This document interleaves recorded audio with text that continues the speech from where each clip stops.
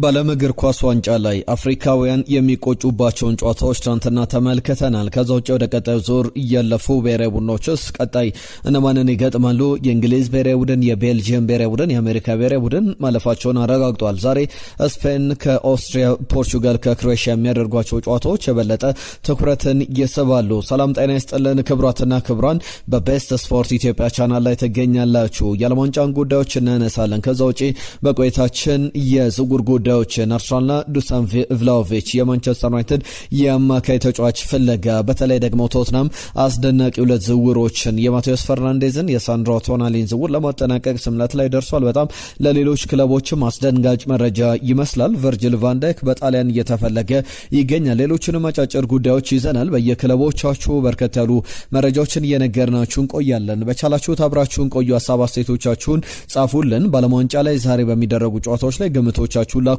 ትናንትናም የላካችሁልን ሀሳብ አስተያየቶችን መልሰና ቀርባለን። ክርስቲያኖ ሮናልዶ በዓለም እግር ኳስ ዋንጫ ላይ ዳግም በኖካውት ስቴጅ 8 ጨዋታ አድርጎ እስካሁን የግብ አላስቆጠረም፣ ወይም በጥሎ ማለፍ ጨዋታዎች ላይ ምንም ግቦችን ማስቆጠር አልቻለምና በዚህ ጨዋታ ላይ ግብ ያስቆጥራል ብላችሁ ታስባላችሁ? ክሮኤሽያ ከፖርቹጋል ስለስንት ይጠናቀቃል? ስፔንስ ከኦስትሪያ ጋር የምታደርገውን ጨዋታ ግምቶቻችሁን ላኩልን። ትናንትና በትክክል የተገመቱ ግምቶች አሉ፣ መልሰን እናቀርባለን።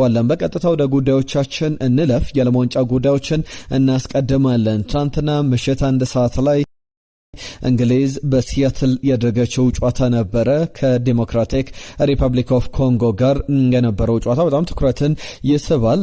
በዚህ በአታላንታ ጆርጂያ የተደረገ ጨዋታ ነበረ። አታላንታ ጆርጂያ ላይ በሜርሴዴስ ቤንዝ ስቴዲየም ላይ በነበረው ጨዋታ የዚህ መርሃ ግብር ብዙ አነጋጋሪ ጉዳዮች አሉት። አስቀድመው 7ኛው ደቂቃ ላይ የተቆጠረባቸው ግቦች ለእንግሊዛውያን አስደንጋጭ ነበረ። ከዛ በኋላ ግን በሃሪኬን ድንቅ ምታታዊ ግቦች፣ በተለይ ደግሞ ቲየሪ ዳንኤል ሄንሪ አንድ ጉዳይ ሲያነሳ ተመልክቼዋለሁ። ምናልባት ሃሪኬን ሁለተኛውን ግብ ሲያስቆጥር እንዴት ወገቡን እንደተጠቀመው፣ እንዴት አዙሮ ኳሷን እንደመታት በጣም የሚገርም ቴክኒክ ነው የተጠቀመውና በዚህ ግብ ላይ በተመለከተ ቲየሪ ዳንኤል ሄንሪ እኔ ሞክሬው ቢሆን ኖሮ ወገቤ ተሰብሮ ነበር የሚል ለሃሪኬን አድናቆቱን ገልጿል። በእንግሊዝ ብሔራዊ ቡድን ታሪክ ትልቁ ፐርፎርማንስ የሚባለውን ብቃቱን ያሳየበት ነው። ለሱ ብቻ አይደለም፣ በዓለም ዋንጫ ታሪክ እንደዚህ አይነት የእንግሊዝ ብሔራዊ ቡድን ምርጥ ብቃትን ያሳየ ተጫዋች የለም። በእንግሊዝ ብሔራዊ ቡድን ወሳኝነቱን የካፒቴን ፐርፎርማንስ ብለው ገልጾታል። ጊዜም ምርጡ ፐርፎርማንስ ብለውታልና በሚገርም ብቃት እንግሊዝን ታድጓል። እንዳጠቃላይ በፊዚካሊቲ ደረጃ በጣም የተበለጡበት ነበረ። ዝላታን ኢብራሂሞቪች በፎክስ ስፖርት ላይ የዓለም ዋንጫውን ይተነትናል። አንድ ጉዳይ አንስቷል። ለምሳሌ ትናንትና የእንግሊዝ ብሔራዊ ቡድን ትልቁ ችግር የነበረው በፊዚካሊቲ ደረጃ በጣም የሚተች ቡድን ነበረ ብሏል። ምክንያቱም የእንግሊዝ ትልቁ ኳሊቲ ፊዚካሊቲያቸው ነው። ለምሳሌ አንድ ተጫዋች አንስቷል፣ ዴክላን ራይስን ተመልከቱ። በጣም መሮጥ እንኳን ከብዶት ነበር። እንደሌላው በጣም ፓወርፉል አልነበረም እንደሌላው ጊዜና እሱ ብቻ አልነበረም። አብዛኞቹ ተጫዋቾች በዛ የፊዚካል ፊትነስ በጣም መዳከም ላይ ነበሩና የእንግሊዝ ብሔራዊ ቡድን ሆነም ቀረ አሸንፏል። በዚህ ሂደት ላይ ደግሞ የዲሞክራቲክ ሪፐብሊክ ኦፍ ኮንጎ ተጫዋቾች በጣም ጥሩ ሚና ነበራቸው። ጥሩ ግልጋሎት ሰጥተዋል። ጥሩ ተፋላሚነታቸውን አሳይቷል። ምናልባት ጨዋታውን ሊገሉበት የሚችሉበት እድልም ነበረ። ለምሳሌ ዊሳ የግቡ አግዳሚ የግቡ ቋሚ የመለሰበት አጋጣሚ በጣም የሚያስቆጭ አጋጣሚ ነበረ። ጨዋታውን 2-0 ሊያደርግበት የሚችልበት እድል ነበረ። ሌሎችም አጋጣሚዎች ነበሩ። እንዳጠቃላይ አክሴል ቱዋንዘቤ የቀድሞ የማንቸስተር ዩናይትድ ተጫዋች አንድ ጉዳይ ያነሳል። በጣም ጨዋታው መጨረስ ባለመቻላችን በጣም የሚያስቆጭ ተሸናፊ ሆነን ከውድድሩ ተሰናብተናል የሚል አስተያየቱን ሰጥቷል። ትናንትና ኖኒ ማዱዌኬ የመጀመሪያ ተሰላፊ ነበረ። ማርከስ ራሽፈርድም ከዛ በኋላ ደግሞ ተቀይሮ የገቡት አንቶኒ ጎርደን፣ ቡካዮ ሳካ በለጠ ለውጥ ለመፍጠር ሞክረዋል። አጠቃላይ የእንግሊዝ ብሔራዊ ቡድን በሚገርም ሁኔታ ከውድድሩ ሊሰናበት የሚችልበት እድል በጣም ሰፍቶ ነበረ። 75ኛው ደቂቃ ድረስ 1-0 እየተመራ ዲሞክራቲክ ሪፐብሊክ ኦፍ ኮንጎዎች ደግሞ ወደ ቀጣዩ ዙር የዓለም ዋንጫ የዓለም ዋንጫውን ምናልባት በታሪክም ከሚጠቀሱ አፕሴቶች ወይም ትልቁን ቲም ትንሹ ወይም ዝቅተኛ ግምት የተሰጠው ቡድን ጥሎ የሚያልፍባቸው ከነበሯቸው አጋጣሚዎች መካከል ሊጠቀሱ የሚችሉበት እድል ነበረ። እንዳጠቃላይ ግን የእንግሊዝ ብሔራዊ ቡድን ወደ ቀጣዩ ዙር ማለፉን አረጋግጧል። በቀጣይ ደግሞ ከሜክሲኮ ብሔራዊ ቡድን ጋር እሁድ ዕለት ከ4 ቀናት በኋላ ይጫወታል። የእሁዱ መርሃ ግብርም ሌላ ትኩረት የሚሰጠ ነው። ዲሞክራቲክ ሪፐብሊክ ኦፍ ኮንጎ በውድድሩ ላይ ቡድን እንደነበረ አሳይቷል። ከዛ ውጪ በማጣሪያው ላይ የናይጄሪያ ብሔራዊ ቡድን ከዛ አስቀድሞ ካሜሮን ብሔራዊ ቡድንን ጥሎ ነበረ በፕሌኦፍ ማለፍ የቻለውና በፕሌኦፉ የአፍሪካንም ኮንቲኔንታል ኢንተርኮንቲኔንታል ወይም የክፍለ አህጉራዊ ውድድሮች ላይ በነበረው የማጣሪያ ሂደትም የተመለከትነውን ጉዞ እናስታውሳለን። እንግሊዝ ብሔራዊ ቡድን በታሪኩ ለመጀመሪያ ጊዜ ነው በዚህ በዓለም ዋንጫ የጥሎ ማለፍ ጨዋታ ላይ የተመራ ማሸነፍ የቻለው 1996 ዌስት ጀርመን ምዕራብ ጀርመንን ገጥሞ በፍጻሜው ጨዋታ ላይ የተመራ ጨዋታውን ቀልብሶ 4-2 በሆነ ውጤት ያሸነፈበት ዋንጫውን አንድ ለእናቱ የእንግሊዝ ብሔራዊ ቡድን ትልቅ የዓለም ዋንጫም የአውሮፓ ዋንጫ ላይ የሚጠቀስ ዋንጫ ብቸኛ ዋንጫ እንደሆነ ይታወቃል። ያንን ሲያሳካ እየተመራ ነበረ። ከዛ በኋላ ከ1966 የዓለም ዋንጫ በኋላ እንደዚህ አይነት ስኬትን አላሳየንም። ከሜክሲኮ ብሔራዊ ቡድን ጋር በኤስታዲዮ አዝቴካ የሚደረገው በሜክሲኮ ሲቲ እሁድ ዕለት የሚደረገው ጨዋታ ይጠበቃል። ሃሪኬን 84ኛ ግብ አስቆጥሯል በ118 የእንግሊዝ ብሔራዊ ቡድን ጨዋታዎች። ከዛ በተጨማሪ የፔሌን ክብረ ወሰንም አሻሽሏል። ትናንትና ተጋራ፣ ከዛ በኋላ አሻሻለ። 12 የዓለም ዋንጫ ግቦች ያሉት ፔሌ አሁን ሃሪኬን 13 የዓለም ዋንጫ ግቦች ላይ መድረስ ችሏል። የጨዋታውም ኮከብ መባል የቻለበትን ውጤት አስመዝግቧል። ሌላ የሚያስቆጭ ጨዋታ ለአፍሪካውያን ለሴኔጋል ብሔራዊ ቡድን በተለይ ደግሞ ጨዋታው ላይ ትናንትና የሴኔጋል ብሔራዊ ቡድን የቤልጅየም ብሔራዊ ቡድንን ማሸነፍ የሚችል ብሔራዊ ቡድን ነው። በኳሊቲ ደረጃ በጣም የሚሻሉ ተጫዋቾች አሉት ስል ነበረ። በጨዋታው ላይ 2-0 ይመራ ነበር። ዲያራ 25ኛው ደቂቃ ላይ፣ ኢስማኤል አሳር 51ኛው ደቂቃ ላይ ግቦችን አስቆጠሩና ሴኔጋል ትመራ ነበር። እስከ 86ኛው ደቂቃ ላይ ሮሜሎ ሉካኩ ተቀይሮ ገብቶ ልዩነት ፈጣሪ ነበር። በተለይ ሩዲ ጋርሻ የቀየሯቸው ተጫዋቾች በተለይ በቅያሪ ደረጃ ኬቨን ደብሬንን ቀይረው ሲያስወጡ ከዛ በተጨማሪም የጀርሚዶኩን ቅያሪ ሲያሳዩ ጀርሚዶኩ በተለይ ባለማመን የቡድኑ ቁልፍ ተጫዋች የቡድኑ ኮከብ ነኝ ብሎ ያስብ ነበር። እስከ መጨረሻ ደቂቃ ድረስ የተጫወተው ግን በዚህ ዓለም ዋንጫ ላይ ከየትኛውም ተጫዋች በላይ ቁልፍ ኳሶችን ክሬት በማድረግ በቀዳሚነት የሚቀመጠው ተጫዋች ቢኖር ሊያንድሮ ትሮሳርድ ነው። የዓለም ዋንጫው ላይ በጣም ጥሩ ብቃቱን እያሳየ ይገኛልና በትናንትናው እንቅስቃሴ ላይ የሴኔጋል ብሔራዊ ቡድን ጨዋታውን 4-0 3-0 ማሸነፍ ይችል ነበር። ጨዋታውን በደንብ መቆጣጠር ይችል ነበር። ነገር ግን በጣም በቸልተኝነት የሚጫወቱ ተጫዋቾች ይመስሉ ነበር። የፓፓቲያው የአሰልጣኝነት ኳሊቲ ድክመትም የታየበት ነውና ፍጹም በኳሊቲ የሚገናኙ አይደለም። ፍጹም ብልጫ የነበረው ብሔራዊ ቡድን ነው። ለምሳሌ አንዳንድ ጊዜ ኳሶቹን ወደ ግብ ጠባቂያቸው መልሰው በሚቀባበሉበት ጊዜ የቤልጅየም ብሔራዊ ቡድን ነቅሎ ለመውጣት ፕረስ ለማድረግ የሚሞክር ብሔራዊ ቡድን አይደለም። ምክንያቱም ኳላ ያለበትን ክፍተት ያውቃልና የሴኔጋል ብሔራዊ ቡድን ደግሞ በጣም አደገኛ ተጫዋቾች ናቸው። ምናልባት ትናንትና በአሰልጣኙ በኩል በጣም ትልቁ ስህተት የነበረው እንደኔ ሳይዶ ማኔ በሜዳ ላይ ደክሞት እንኳን ቢቆይ ይሻል ነበረ። ኒኮላስ ጃክሰን ከዚህ በፊት በነበሩት ጨዋታዎች ላይ ተቀይሮም ሲገባ በመጀመሪያ ተሰላፊነትም በጣም ሻርፕ የነበረ ተጫዋች እንደነበረ ይታወቃል። ትናንትና ግን ለመጫወት ፍላጎት ያለው አይመስልም ነበረ። በፕሬሲንግ የሚታወቀው ኒኮላስ ጃክሰን ፕሬስ ሲያደርግ እየተመለከት ነው አልነበረም። ብዙ ጥያቄዎች ቢነሱበት የሚያስገርም አይደለም። እንዳጠቃላይ ግን የሴኔጋል ብሔራዊ ቡድን በዲያራና በሳር ግቦችን ካስቆጠረ በኋላ ሮሜሎ ሉካኩ 86ኛው ደቂቃ ላይ 89ኛው ደቂቃ ላይ ዩሪ ተለማንስ ከዛ በተጨማሪ ባለሙያ ዋንጫ ታሪክ ዘግይቶ የተቆጠረው ግብ 125ኛው ደቂቃ ላይ በፍጹም ቅጣት ምት ዩሪ ተለማንስ አስቆጠረ። በዚህ የፍጹም ቅጣት ምት ላይ በጣም አነጋጋሪ ጉዳዮችንም የተመለከትንበት ነበረ። ተለማንስ ላይ ለምን ካሜራ የሰራው ጥፋት በትክክልም ፍጹም ቅጣት ምት የሚያሰጥ ነበረ። ነገር ግን በጣም ደካማ ውሳኔዎችን የሚወስኑ የሴኔጋል ብሔራዊ ቡድን ተጫዋቾች አገሪቷን ዋጋ አስከፍለዋታል።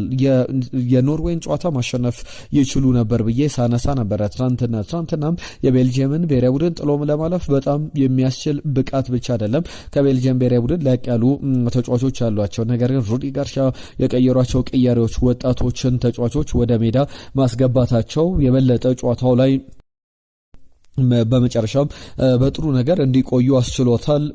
ሉኬባኮ እነ ራዜቄ እንዲሁም ደግሞ ዲየጎ ሞሬራ ጥሩ ቆይታን ማድረጋቸውን ተመልክተናል። በጨዋታው ላይ ሩዲ ጋርሻ ትልቅ ለውጥን የፈጠሩበት የአሰልጣኝ ፔፔቲያውም ግን ትልቅ ድክመት የነበረበት ሴኔጋል ከውድድሩ የተሰናበተችበት አስገራሚ ጨዋታን የተመለከትንበት ነበር። ከለማንጫው ጋር በተያያዘ ሌላኛው የአሜሪካ ብሔራዊ ቡድን ጨዋታ ነው። ፍሎሪያን ባልጉን ግብ አስቆጠረ 45ኛው ደቂቃ ላይ። ከዛ በኋላ በሰከንድ አፍ ላይ ደግሞ በቀይ ካርድ የወጣበት በቫር ታይቶ 64ኛው ደቂቃ ላይ መነጋገሪያ አድርጎት ነበር። ምናልባት የአሜሪካ ብሔራዊ ቡድን ዋጋ እንዳያስከፍል ስጋቶች ነበሩ። ማሌክ ቲልማን ደግሞ 82ኛው ደቂቃ ላይ ሌላ ግብ አስቆጥሮ የቦስኒያ ብሔራዊ ቡድንን አሜሪካ 2-0 አሸንፋ ወደ ቀጣዩ ዙር ማለፏን አረጋግጣለች። ዛሬ የሚደረጉ ጨዋታዎች አሉ። ስፔን ኦስትሪያን ትገጥማለች። ኦስትሪያ በተለይ ደግሞ በዚህ በምድብ ጨዋታ ላይ የነበራትን ጉዞ እናስታውሳለን። በእያንዳንዱ እንቅስቃሴ ላይ በጣም ጥሩ ብሔራዊ ቡድን እንደነበረ ተመልክተናል። ከአርጀንቲና ጋር አርጀንቲናን መፈተን የሚችል ብሔራዊ ቡድን ቀላል ጨዋታ ይሆናልም ተብሎ አይጠበቅም። ለዚህ ለስፔን ብሔራዊ ቡድን ግምቶቻችሁን ላኩልን። የላሚን ያማል ቆይታ ባለማንጫው ላይ ይቀጥላል ወይስ ደግሞ በዚህ ጨዋታ ላይ በኦስትሪያ ተፈትነው ይቆማል? ምሽት 4 ሰዓት ላይ ይደረጋል። በጣም ተጠባቂ ጨዋታ ነው። የሉዊስ ደላ ፎንቴ ታዳጊዎች ምን አይነት ብቃትን ያሳያሉ? ካሊፎርኒያ ላይ ይደረጋል። በሶፊ ስቴዲየም የሚጠበቅ መርሃ ግብር ነው። ፖርቹጋል ከክሮኤሽያ ምሽት ከሚደረገው የስፔን ጨዋታ በኋላ 8 ሰዓት ላይ ከኩለ ሌሊት በኋላ የሚደረግ ጨዋታ ነው። በዚህ ጨዋታ ላይ የክርስቲያኖ ሮናልዶ የጥሎ ማለፍ ጨዋታዎች ላይ ግብ ለማስቆጠር በተለይ ሃርሊንግ ብራውት ሃላንድ ጋር ሲያነጻጽሩት ነበር። እነዚህ አትሌቲክ ቶሮንቶ ኦንታሪዮ ላይ የሚደረግ ጨዋታ ነው። ቢኤምኦ ፊልድ ላይ የሚደረገው በዚህ ስቴዲየም ላይ በሚደረገው ጨዋታ ላይ ክሮኤሽያና ፖርቹጋል ጨዋታቸው ይጠበቃል። ከዛ ውጪ ደግሞ የአውስትራሊያና የግብጽ ብሔራዊ ቡድንም የሚያደርጉት ጨዋታ ስዊዘርላንድ ካልጄሪያ እንዲሁ 12 ሰዓት ላይ ነገ የሚደረግ ጨዋታ ነው።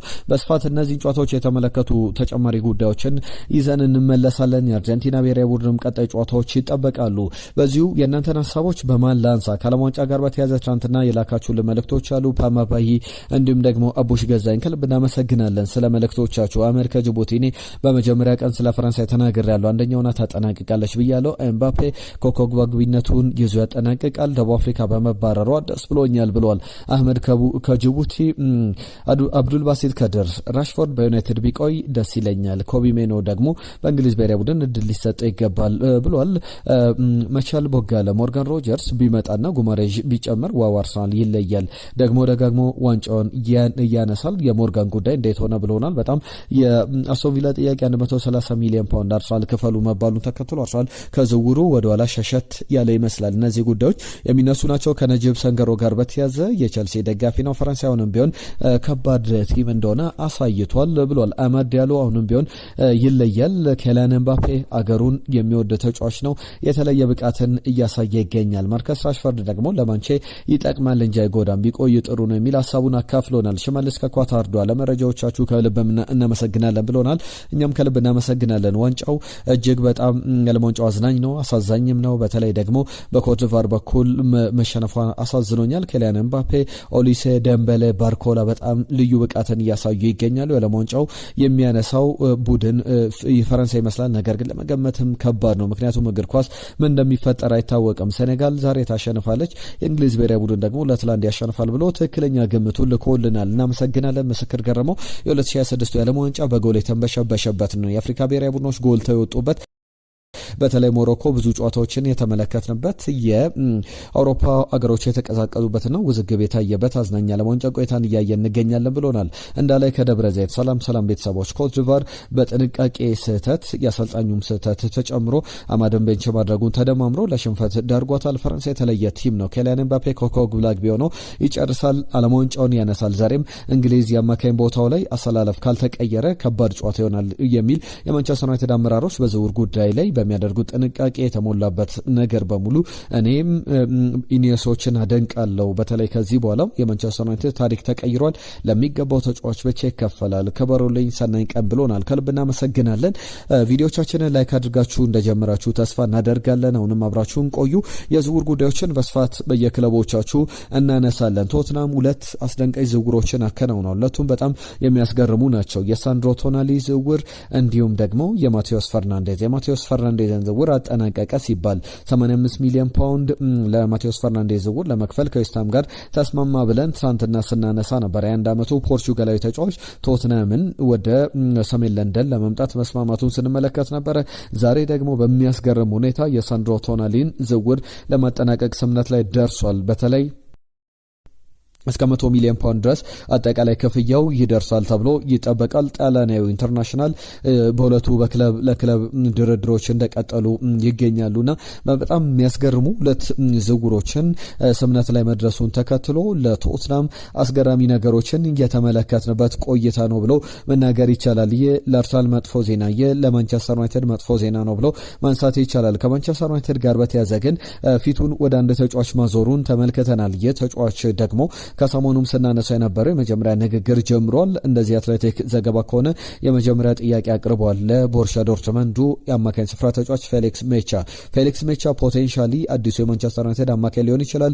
በማንቸስተር ሲቲ አካዳሚ ያደገ በተለይ ደግሞ ጄሰን ዊልኮክስን በደንብ ያውቃቸዋል። የማንቸስተር ሲቲ አካዳሚ ውስጥ እያሉ አብረውት በጋራ ሰርተዋል። ስለዚህ የአካዳሚ ኃላፊነት ላይ በነበሩ እሱንም በደንብ የሚያውቁት ጄሰን ዊልኮክስ ተጫዋቹን ለማሳመን ጥረት ያደርጋሉ ተብሎ ይጠበቃል። ፊዚካሊቲው ቁመቱ በጣም ረጅም የሚባል ጥሩ ተጫዋች ይሆናል ተብሎ ይጠበቃል። ከአርሰናል ጋር በተያያዘ አዲሱ ዜና የዱሳን ቭላሆቪች ጉዳይ ነው። እንደሚረድ ዘገባ ከሆነ አርሰናል ተጫዋቹ ለማስፈረም እንቅስቃሴ ያደርጋል። ሰርቢያዊውን ተጫዋች አሁን ሌሎች ክለቦች ለማስፈረም ጥረት እያደረጉ አይደለም። ፋይናንሻሊ ደግሞ አርሰናል የተጫዋቹን ደሞዝ ሪኳየር የሚያደርገውን ነገር በሙሉ ለማሟላት ዲማንዱን ለማሟላት የሚችል አቅም አለውና ዱሳን ቭላሆቪችን ለማስፈረም አርሰናል የ26 ዓመቱን ተጫዋች እንደሚታወሰው 2022 ላይ ከ4 ዓመታት በፊት በ66 ሚሊዮን ፓውንድ ሲያስፈርመው ከፊዮሬንቲና ዩቬንቱስ አርሰናል በ60 ሚሊዮን ፓውንድ ለማስፈረም ሙከራ አድርጎ ነበር። ተጫዋቹ ግን መዳረሻ ዩቬንቱስ ነው ብሎ ነበር። በወቅቱ ዩቬንቱስ የቻምፒየንስ ሊግ ተሳታፊ ነበር። አርሰናል ግን ቻምፒየንስ ሊግ ላይ አልነበረም። ለዛም የዝውውሩ አንደኛው መጓተት እንደ ትልቅ ምክንያት የሚጠቀስ ጉዳይ ነው። ከቸልሲ ጋር በተያያዘ አንድ ተጫዋች ለማስፈረም ስምነት ላይ መድረሱን ተመልክተናል። ይህ ተጫዋች ደግሞ የሌፍት ባክ ቦታ ላይ የማርክ ኩክሪያን ቦታ ይሸፍናል ተብሎ የሚጠበቀው የ8 ዓመቱ የራዮ ቫይካኖ ተጫዋች ፔፕ ቻቫሪያ ይባላል። ፔፕ ቻቫሪያን ለማስፈረም ከራዮ ስምነት ላይ ደርሷል። በተጫዋቹ በኩል አሁን ክለብ ለክለብ ምን ያክል ገንዘብ እንክፈል በሚለው ቸልሲ እየተደራደረ ይገኛል። ፐርሰናል ተርሙ ግን የተጠናቀቀ ጉዳይ ሆኖ ተመልክተናል። የላፖርታ ጉዳይ ይነሳል። በተለይ ደግሞ ሉዊያን አልቫሬዝን በተመለከተ ዝርዝር መረጃዎችን የሁለቱን ክለቦች ንግግሮችን ይፋ አድርጓል። ሉዊያን ላፖርታ ከባርሰሎና ሰዎች የባርሰሎና አመራሮች መካከል አንዱ ናቸው። ከአትሌቲኮ ሰዎች ጋር ተነጋግር ያለው ሉዊያን አልቫሬዝን በተመለከተ በተለይ ደግሞ ክሊርሊ እንፈልጋለን፣ ተጫዋቹም ወደኛ መምጣት ይፈልጋል። አሁን ብቻ አይደለም በማንቸስተር ሲቲም እያለ ጭምር ወደ ባርሰሎና መምጣት እንደሚፈልግ ይናገር ነበርና የሱ ፍላጎት ወደ አትሌቲኮ ማድሪድ ከመጣ በኋላ የመጣ አይደለምና ከሴሬዞ ጋር ከክለቡ ፕሬዝዳንት ከክለቡ ሊቀመንበርም ሚጉኤል አንጀል ጌልማሪን ጋር ተነጋግር ያለው የሚል ሀሳባቸውን አንስተዋልና ፕሮፖዛሎችን ልከናል ተጫዋቹን ለማስፈረም። ነገር ግን አትሌቲኮ ማድሪድ የሰጠ ምላሽ አልተርኔቲቭ ወይም አማራጭ ተጫዋች የለንም፣ ስለዚህ በክለቡ ልናቆየው እንችላለን የሚል ምላሽ ሰጥቷል። ስለዚህ በቀጣይ አማራጭ የምታገኙ ከሆነ አሳውቁን እናስፈርመዋለን ብለን በዛ ደረጃ ቃል ተግባብተናል የሚሉ ሀሳቦችን አካፍሏልና በቀጣይም የሚጠበቅ ጉዳይ ይኖራል። ከማንቸስተር ዩናይትድ ጋር በተያያዘ ሌላኛው ሊነሳ የሚገባው ጉዳይ ማንቸስተር ዩናይትድ ምን እያደረገ ነው የሚል ዘገባን ቢቢሲ ላይ ተመልክቻለሁ። ምንም ተጫዋች እያስፈረመ አይደለም፣ ምንም ተጫዋችም እየሸጠ አይደለምና በዩናይትድ በኩል አማራጮች አሉ። 116 ሚሊዮን ፓውንድ ኤሊዮት አንደርሰን የዩናይትድ አማራጭ ነበር። ሲቲን ለመቀላቀል ተስማምቷል። ከዛ ውጪ የማቴዎስ ፈርናንዴዝ ጉዳይ ቶትናምን የሳንድሮ ቶናሊም ጉዳይ ተጠናቋልና ለማንቸስተር ዩናይትድ ምን አይነት አማራጮች አሉ ከዚህ በኋላ በሚለው ጉዳይ ላይ ብቸኛ የሸጠው ተጫዋች ባለፈው ዓመት ክለቡን የለቀቀው ራስመስ ሆይሉንድ በውል ማፍረሻው መሰረት በተለይ የዚህ የ38 ሚሊዮን ፓውንዱን የናፖሊ ክፍያን ማንቸስተር ዩናይትድ አግኝቷል። ከዛ ይልቅ በዚህ ገንዘብ ደግሞ ኤንደርሰንን ዝውውር ለማጠናቀቅ ከጫፍ ደርሷል። የካርሎ አንቸሎቲ የልሞንጫ ጉዞ የብራዚል ብሔራዊ ቡድን ብቻ ይጠበቃልና ካናዳ፣ ሜክሲኮና አሜሪካ በሚያስተናግዱት የዓለም ዋንጫ ላይ የሚገኙ ተጫዋቾችን ማንቸስተር ዩናይትድ ሊያስፈርም ይችላል። አሌክስ ስኮትን ለማስፈረም ፍላጎት አለው። አርሰናል ደግሞ የተጫዋች እንደማይሸጥ ተነግሮታል። ሌላኛው ደግሞ በማንቸስተር ዩናይትድ በኩል የዛው የቦርመዙ ተጫዋች ታይለር አዳምስና የካርሎስ ባሌባ ጉዳይ በአማራጭነት እየተመለከታቸው ይገኛል። የሜቻን ጉዳይ ቀደም አንስቼዋለሁ። በማንቸስተር ሲቲ አካዳሚ ያደገ የዶርትመንዳውን ምርጡ አማካይ እንደሆነ ይታወቃል። እነዚህ ጉዳዮች ከማንቸስተር ዩናይትድ ጋር የራሽፈርድም ጉዳይ ገና አንሰርተን ነው የለየለት ጉዳይ የለም በሚል እየተነሱ ያሉ ጉዳዮች አሉና ወደፊት የሚጠበቁ ጉዳዮች ይኖራሉ። ከማንቸስተር ዩናይትድ ጋር በተያያዘ ብዙ ነገሮችን ማንሳታችን የሚቀር አይደለም። ቸልሲ ቤት ቀደም ያነሷቸው ጉዳዮች አሉ። በተጨማሪነት ደግሞ ከቸልሲ ጋር በተያያዘ ሌሎችም ተጨማሪ ሀሳቦች ይነሳሉ። የግራንድ ጃካን ዝውውር ለማጠናቀቅ ሌላ ተጨማሪ ጥያቄ ይዞ ለመቅረብ ቸልሲዎች ፍላጎት አላቸው። ከሊቨርፑል ጋር በተያያዘ ያጠናቀቀው ዝውውር አለ በይፋ በተለይ አዲሱ በጀት ዓመት ጁላይ 1 መጀመሩን ተከትሎ ዝውውሮችን በይፋ ትሰማላችሁ ስል ነበር። ለምሳሌ የኢስማኤል ሳይባሪን ለማስፈረም ባየር ሙኒኮች ተስማምተው ነበረ። በይፋ ተጫዋቹ ማስፈረማቸው እስከ 2030 ድረስ በሙኒክ እንደሚቆይ አረጋግጧል። ዓለም ዋንጫው ላይ ሌጀንደር የሚባል የሞሮኮ ብሔራዊ ቡድን ተጫዋች ነው። ቆይታው በጣም የሚገርም ነው። ከዛ ውጪ ጀርሚ ጃኬትን ሊቨርፑል የዓመቱን የፈረንሳይ ብሔራዊ ቡድን ተከላካይ በ5 ዓመት ውል ማስፈረሙን አረጋግጧል። እነዚህ በዋነኝነት ትናንትና የሰማናቸው ያለቁ የተጠናቀቁ ዝውውሮች ናቸው። ከብሩኖ ጉማሬሽ ጋር በተያያዘ አርሰናል አሁንም ሰፊ ድሎች አሉትና ምን ማድረግ እንዳለበት ተጫዋቹን ለማስፈረም ያቃል የሚሉ ዘገባዎችን ተመልክተናል። የተባለ አንድ ጋዜጠኛ አለ ያነሳቸው ጉዳዮች አሉ። እስከ 65 ሚሊዮን ፓውንድ ድረስ ለተጫዋቹ ቢያቀርብ አርሰናል ተጫዋቹን ያለምንም መሰናከል ለማስፈረም እድሎች እንደሚኖሩት የሚያሳዩ ዘገባዎች አሉ። ከሊቨርፑል ጋር በተያያዘ ክሪስቲያን ፖሊሲችን ለማስፈረም ፍላጎት እያሳየ ይገኛል። እዛው ሊቨርፑል ላይ ቆይተን ደግሞ ኤሲ ሚላኖች የሊቨርፑልን ቨርጂል ቫን ዳይክ ለማስፈረም አሰልጣኝ ሩበን አሞሪም ፍላጎት አላቸው ተብሏል። ኢንተር ሚላን ለትሬቨር ቻሎቫ ያቀረበው የ7 ሚሊዮን ዩሮ ጥያቄ በቸልሲ ውድቅ ተደርጓል። እስከ 35 ሚሊዮን ዩሮ ብቻ ኢንተርቴን የምናደርገው የምንሰማቸው ጥያቄዎች ናቸው በሚል እየወጡ ያሉ ዘገባዎች አሉ። ማንቸስተር ዩናይትድ ከዛ በተጨማሪ ማርሻልም የሚፈልጉት አንድ ተጫዋች አለ ሞርተን ሄልሞን እሱ ከአትሌቲኮ ማድሪድ ጋር ስምነት ላይ ደርሷል። አትሌቲኮ ማድሪድን ለመቀላቀል ከጫፍ ስለመድረሱ የሰማናቸው ዘገባዎች ያሳያሉ። ብዙ ጉዳዮችን አነሳን። የተወደዳችሁ ክቡራትና ክቡራን አብራችሁን ስለነበራችሁ ከልብ እናመሰግናለን። ቪዲዮቻችንን ላይክ፣ ሼር፣ ሰብስክራይብ አድርጉ። ለአብሮነታችሁ ለሰጣችሁን ጊዜ በሙሉ ከልብ እናመሰግናለን። የዛሬን እዚህ ላይ ያጠናቀቀን የዓለም ዋንጫ ጉዳዮችን አዳዲስ መረጃዎችን ይዘን ዳግም እንገናኛለን። ጤና ይስጥልን።